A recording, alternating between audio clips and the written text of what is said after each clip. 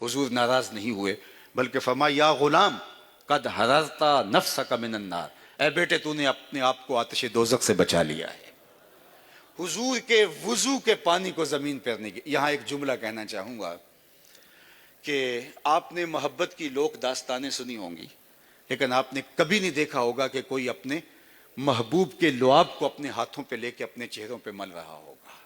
लेकिन यहाँ मोहब्बत की के कैसे मज़ाहर हैं जो देखने को मिलते हैं। हाफिज शिराजी ने कहा था अपने महबूब से मुखातब होके कि जैसा आशिक तेरा मैं हूँ, ज़माने में कोई ऐसा आशिक नहीं होगा। और फिर खुद कहा इसलिए कि तेरे जैसा सोना भी तो नहीं ना, क्योंकि इश्क के अंदर जो कुव्वत और तवानाई आती है वो हुस्न की फरावानी से आती है। जितना हुस्न फरावा होगा उतना इश्क में जोर होगा।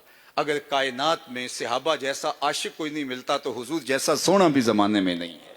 लखा आए लोग जमाने ते महबूब खुदा जया कोई नहीं, लखा सोने बन बन बहिंदे ने ओदी खाके पा जया कोई नहीं।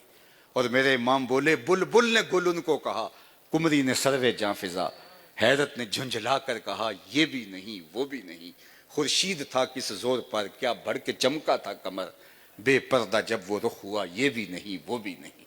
अल्लाह अकबर। तो फरमाया तुम्हें इस बात पर किस चीज़ ने उभारा है कि मेरे वुजू के पानी को ज़मीन पर नहीं गिरने देते। तो उन्होंने कहा हुब्बुल्लाह व रसूलिही, अल्लाह और उसके रसूल की मोहब्बत ने। तो अल्लाह के महबूब सल्लल्लाहु अलैहि वसल्लम ने फरमाया कि उसकी नफ़ी नहीं की, क्योंकि अगर ये दुरुस्त ना होता तो नबी का मनसब है उसकी नफ़ी करते। एक मौका हुआ हुजूर के बेटे हज़रत इब्राहीम का इंतकाल हुआ, उसी दिन सूरज को ग्रहण लग गई। तो सहाबा ने कहा हुजूर के बेटे की वफ़ात का सदमा सूरज ने भी मनाया है। तो आका करीम ने बिलाल हबशी रज़ी अल्लाह ताला अन्हु से कहा कि मिंबर बिछाओ और लोगों को बुलाओ। लोग आ गए तो हुजूर मिंबर पे जलवा फरोज हुए और फरमाया इन्न शम्स वल कमर आयतान मिन आयातिर रहमान ला यख्सिफान बिमौत अहद मिनकुम। लोगों अच्छी तरह सुन लो, सूरज और चांद अल्लाह की निशानियों में से दो निशानियां हैं, किसी के मरने और जीने से इनको ग्रहण नहीं लगा करती। नबी का मनसब है कोई ऐसी चीज़ पनप रही हो जो अमर वाकई के बरक्स हो तो नबी रोक देता है। यहाँ हुजूर ने रोका नहीं कि तुम दोबारा ऐसा नहीं करना, बल्कि हुजूर ने एक और अमर की तरफ इशारा दिया। सहाबा तो हुजूर की तरबियत से सीखे थे, लेकिन क़यामत तक आने वाले लोगों के लिए हुजूर ने कि कहीं इनकी मोहब्बत जो है वो इन मज़ाहरे मोहब्बत के अंदर ही महदूद ना हो जाए और बाकी दीन कहीं तरक ना हो जाए। फरमाया कि तुम्हें किस चीज़ ने उभारा कि मेरे वुजू के पानी को ज़मीन पर नहीं गिरने दे रहे। उन्हें कहा अल्लाह उसके रसूल की मोहब्बत को। तो हुजूर ने फरमाया जो चाहे अल्लाह उसके रसूल से मोहब्बत करे और अल्लाह उसका रसूल उससे मोहब्बत करे तो उसको तीन काम करने चाहिए। सबसे पहले जब बोले सच बोले। दूसरी बात इरशाद फरमाई जब उसके पास अमानत रखी जाए उसमें खयानत ना करे। और तीसरी बात इरशाद फरमाई अगर कोई उसकी हमसायगी में आ बसे तो हक के मुजावरत अदा करे, हमसायगी का हक अदा करे। यानी तुम्हारा ये अमल कि तुम मेरे वुजू के पानी को ज़मीन पे नहीं गिरने दे रहे, इसका ये माना कभी नहीं हो सकता कि बाकी दीन तरक हो जाए। तुम्हारा ये मजहर मोहब्बत अपनी जगह पे, लेकिन इसको मिसाल बना के कल क़यामत तक आने वाले लोग उस मोहब्बत को और उस अकीदत के इजहार को बाकी दीन के तरक की दलील नहीं बना सकते। ये पूरा पैकेज है दीन, ये आधा और अधूरा दीन नहीं है। उदखुलू फिस्सिल्म में काफा कहा गया है, या अय्युहल्लज़ीना आमनू आमिनू बिल्लाहि व रसूलिही फरमाया गया है। ये इस चमन में पैरवे बुलबुल हो या तलमीज़ गुल, या सरापा नाला बन जाए या नवा पैदा न कर। तो आधा आधा दीन नहीं है, पूरा दीन मुकम्मल पैकेज लेना होगा, सर से लेकर पांव तक इस दीन के दायरे में आना होगा। अल्लाह अकबर।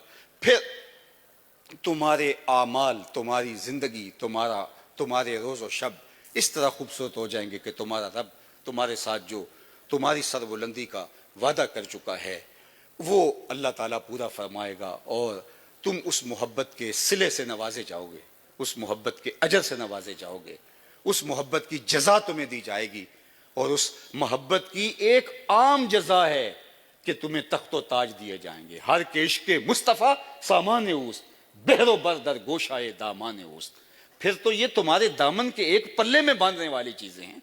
अगर तुम उस मोहब्बत के उसलूब को जान लो, मोहब्बत के तकाजों को समझ लो और मोहब्बत के उस उसलूब के साथ आगे बढ़ो तो अल्लाह के सच्चे वादे हैं, तुम ही सरबुलंद होगे, तुम ही ऊंचे होगे और तुम्हें ही तख्तो ताज भी तुम्हारे होंगे, राज भी तुम्हारे होंगे, दुनिया में इज्जतें भी तुम्हारी होंगी اور سرخرو کامیاب اور بامراد ہوں گے، لیکن شرط ہے کہ تم وفا کے رشتے کو نبھاؤ۔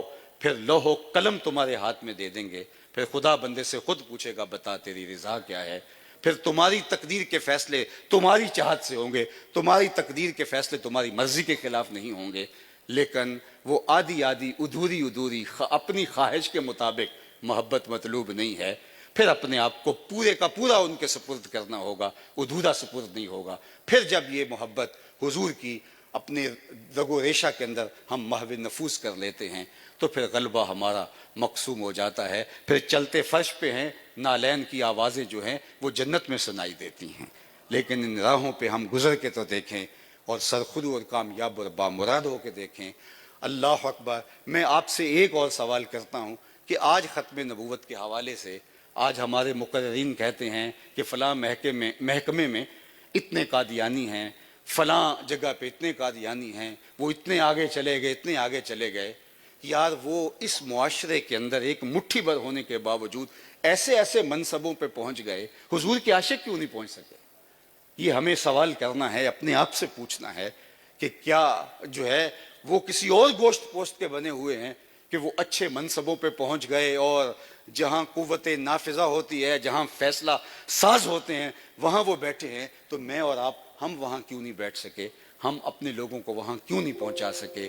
آئیے حضور کا عشق اپنے تمام تقاضوں کے ساتھ ہم اپنی روحوں میں جذب کریں، پھر دیکھنا کہ پوری کائنات ہماری نخچیر ہوتی ہے اور کائنات میں ہمارے اٹھنے والے قدم آگے ہی بڑھتے چلے جائیں گے۔ پھر تو پیچھے مڑ کے دیکھنا بھی ہمارے لیے توہین جستجو ہوگا، لیکن شرط یہ ہے کہ وہ محبت ادھوری نہ ہو، وہ محبت پوری ہو، اور اپنی زندگی کا ایک ایک گوشہ، ایک ایک لمحہ حضور کے نام لگا دیں، اور حضور کا حکم، ان کا فرمان اور ان کی بار بار دی گئی ترغیبات وہ تو الگ بات ہے۔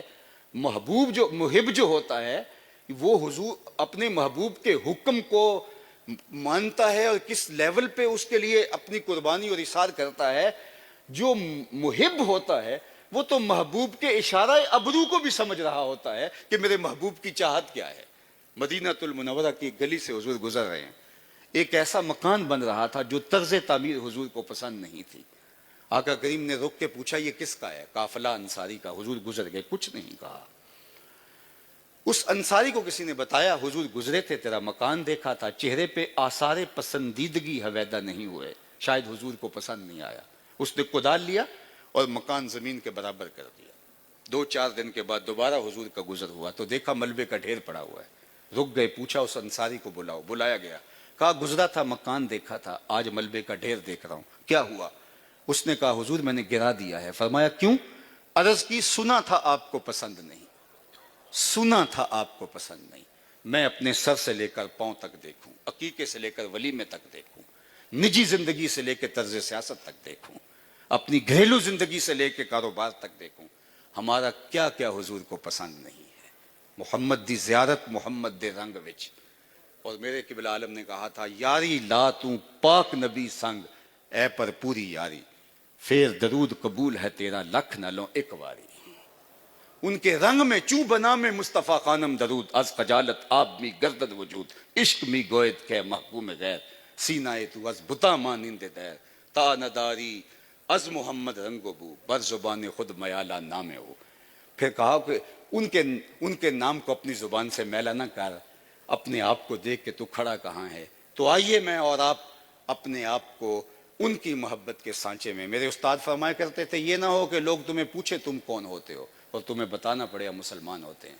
کہا نہ پوچھنے کی نوبت آئے نہ کسی کو بتانے کی ضرورت، تم دور سے چلے آ رہے ہو، لوگ کہیں وہ دیکھو حضور کا غلام آ رہا ہے۔ نور آنکھوں میں تو چہروں پہ اجالے ہوں گے، مصطفیٰ والوں کے انداز نرالے ہوں گے۔